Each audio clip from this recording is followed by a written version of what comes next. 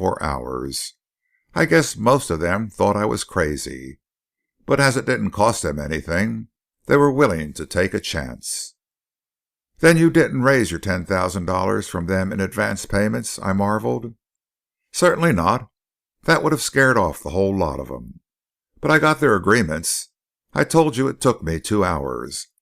Then I walked up the street figuring where I'd get the money. Of course I saw I'd have to divide the profits. I didn't know anybody, but after a while I decided that the best chance was to get some advice from honest and disinterested man. So I asked the first man I met who ran the biggest gambling place in town. He told me Jim Reckett." "Jim Reckett?" I echoed. "He's the man I was to leave change for my gold slug with." "Reckett keeps the El Dorado next door in the tent. He impressed me as a very quiet, direct, square sort of fellow. The best type of professional gambler in matters of this sort generally is." "I'm looking for a man," said I, "who has a little idle money, some time, no gold mining fever, plenty of nerve, and a broad mind. Can you tell me who he is?" He thought a minute and then answered direct as I knew he would. "Sam Brannan," he said. "Tell me about him."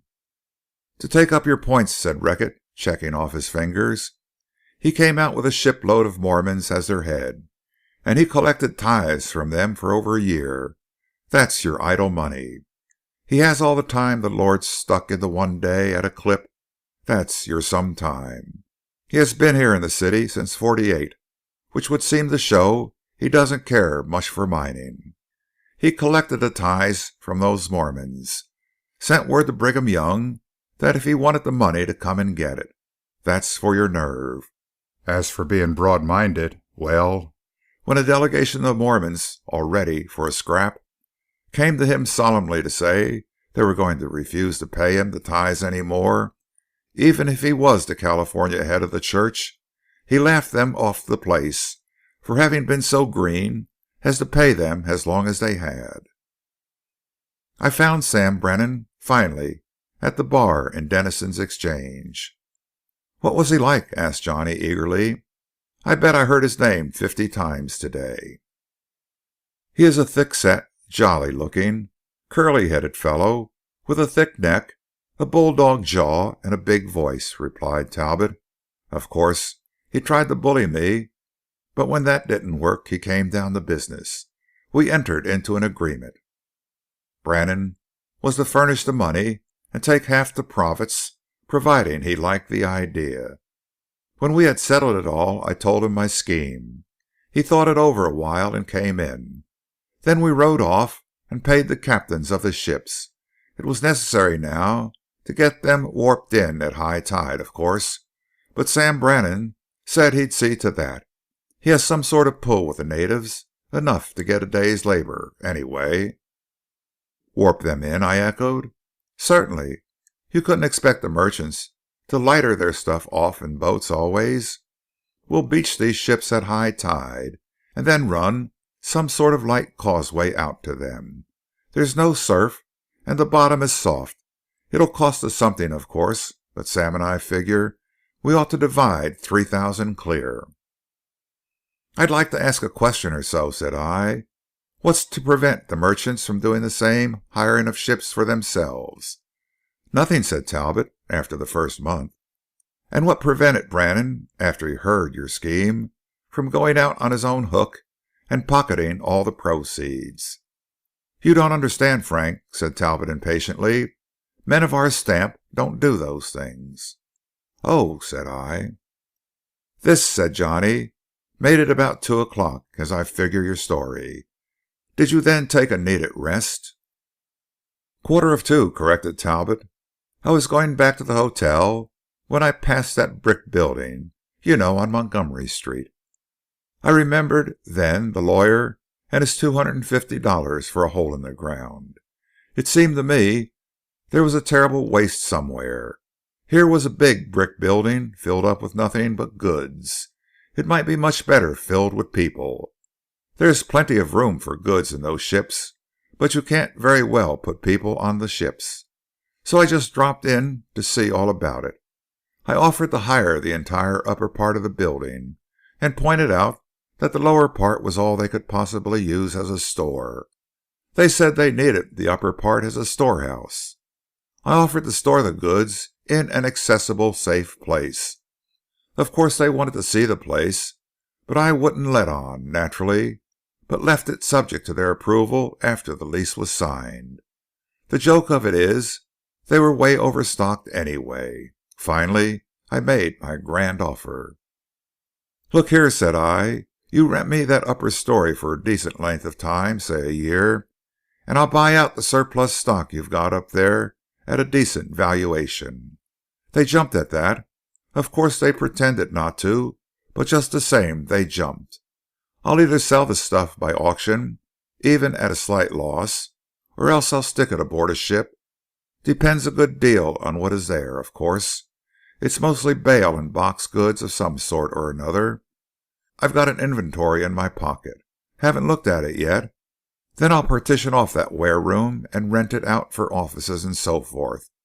There are a lot of lawyers and things in this town just honing for something dignified and stable. I only pay $3,000 a month for it."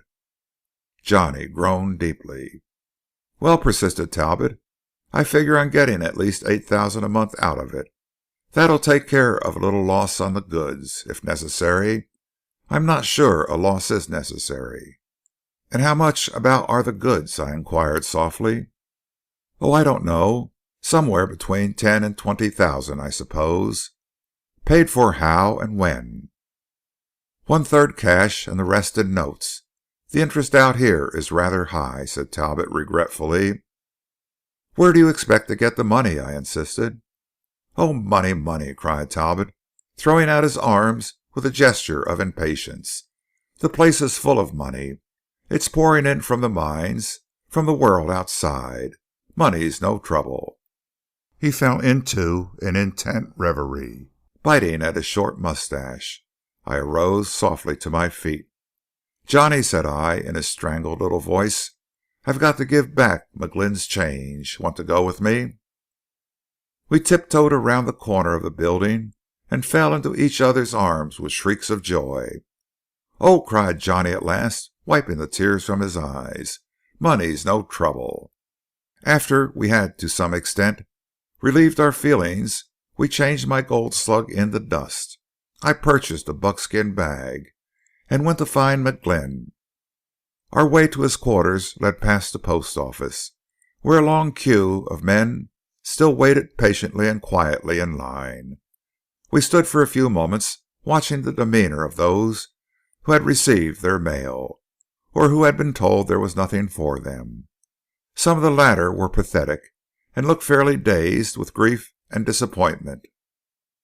The letters were passed through a small window let in the adobe of the wall, and the men filed onto the veranda at one end and off it at the other. The man distributing mail was a small, pompous, fat Englishman. I recognized McGlynn coming slowly down with the line, and paid him half the dust in my bag. As McGlynn reached the window, the glass in it slammed shut, and the clerk thrust a card against it. "Mail closes at 9 p.m."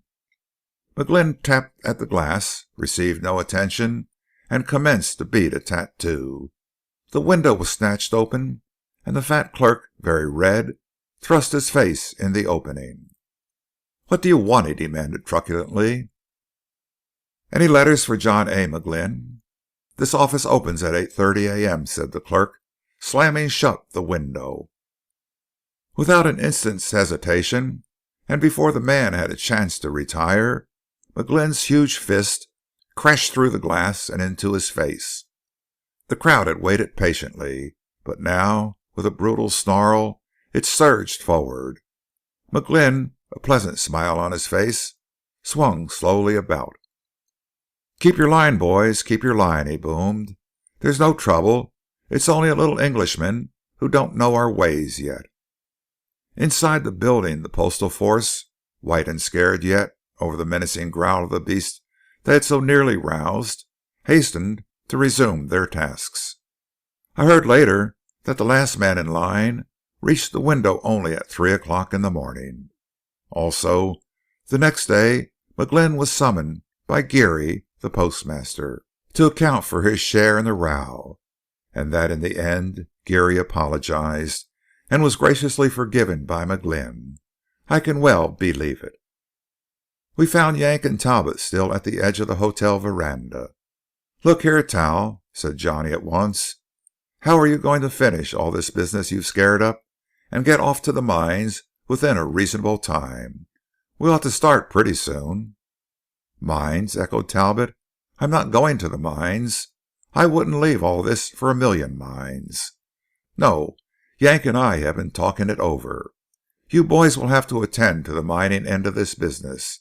I'll pay Frank's share and take a quarter of the profits, and Frank can pay me in addition half his profits. In return for the work I don't do, I'll put aside $220 and use it in my business here, and all of us will share in the profits I make from that amount. How does that strike you?" "I don't like to lose you out of this," said Johnny disappointedly. "Nor I," said I. "And I hate to lose the adventure, boys," agreed Talbot earnestly.